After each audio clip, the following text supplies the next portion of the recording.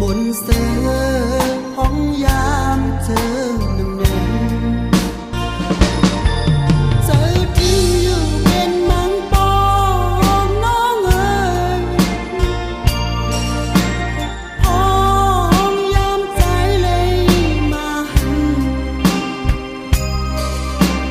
ยิ่งพึ่งห้างเจอนั่งสูลาดป้อมตะกอขอคงยาวเจอถึงอยู่เป็นมังปอกน้องเอ๋ยพ้องยามใจเลยผาดยานน้องเจอแน่ที่เงาอยู่เป็นมังก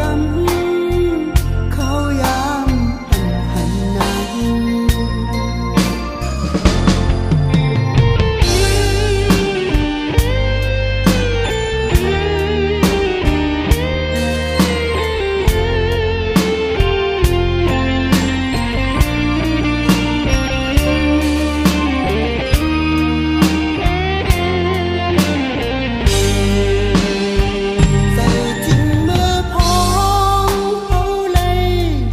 จำกัน